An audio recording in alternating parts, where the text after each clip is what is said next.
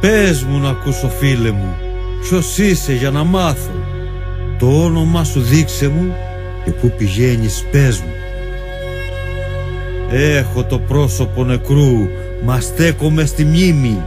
Ψάχνω να βρω το σπίτι μου κι ύστερα πάλι βλέπω η γης που είναι απέραντη, το τέλος της να φτάσω. Πέρασα κάμπους και βουνά, θάλασσες και φουρτούνες. Την ξηρασία των καιρών πάλεψα με το φόβο. Από πολέμους έρχομαι και επιστροφή γυρεύω.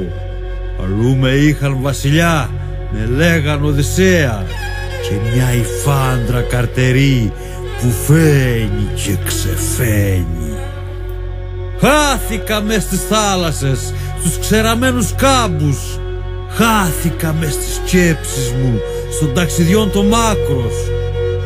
Δεν θέλω τόπο στέρεο, να κάτσω, να ξεγνιάσω. Δεν έχω σκέψει αδέρφια μου για γυρισμό στο σπίτι. Η πόνη όλου του ντουνιά στη θράκα του μυαλού μου. Δεν ξέρω πως τα όνειρα θα γίνουν το ψωμί μου. Βογκούν μέσα τα σπλάχνα μου καπνό και φλόγα βγάζουν. Μα ξέρω απ' τον άνεμο και τη σκληρή την πέτρα, στον ήλιο που βασίλεψε καινούριο ξημερώνω.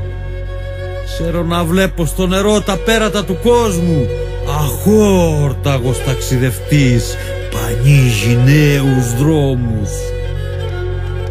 Τα βάζω με το εκρεμές του χρόνου με λαχτάρα.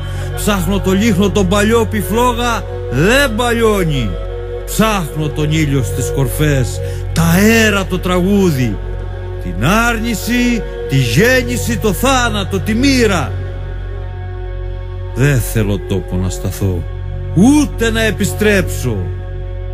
Ένα προσκύνημα χρωστώ και ξαναφεύγω πάλι να αναστήσω τους θεούς που Ανάσταση χαρίζουν.